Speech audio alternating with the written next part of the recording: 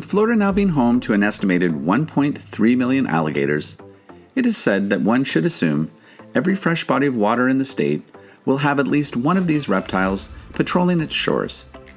With that in mind, naturally, the Villages, with its approximately 450 bodies of water, offers the perfect location for these prehistoric creatures.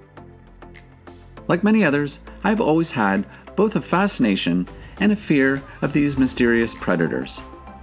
Having visited the Villages several times in the past, I've seen many a gator basking in the warm sun, often lying close to a fairway or greenside pond.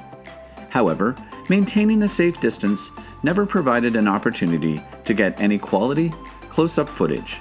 Until now. I was going to use the maneuverability of my drone to get a safe, better proximity to one of these gnarly-looking creatures. For 10 days, I scoured every water's edge I passed, hoping for the opportunity to put the drone into action. Finally, on the last evening of my visit, I spotted a large gator lying close to a tee box. I rushed back to get my drone, but sadly, in the 10 minutes it took to return, the gator was gone. In a last-ditch attempt to locate the elusive gator, I took my drone high up above the pond, and much to my delight, I found it. Barely visible, with its body submerged, and only its head poking out above the waterline. I brought the drone down in elevation and flipped on my 4x zoom. The gator noticed the sound of the drone and began swimming in its direction.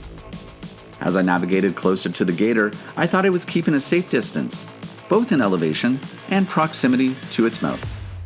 What I hadn't realized was that I turned the 4x zoom off, skewing my perspective of the distance to the gator. While I thought I was still several feet above the water, I was in reality just a mere foot or two above. The gator was now clearly hunting the drone, now in full-on attack mode, and eyes locked onto the drone. The gator quickly and stealthily approached, ready to pounce. At the last second, I made visual contact with the drone, which by this time was literally right in front of the gator's mouth. In a last-ditch effort to save the drone, I punched the drone forward, only a split second before the gator launched its body from the water, cavernous mouth wide open. With mixed emotions, I can say I saved the drone, but missed what would have been one of the best nature shots I could have ever imagined. The fact is though, had the drone captured the shot of the gator leaping from the water, none of this footage would have been available. The drone and the onboard micro SD card would have been lost forever.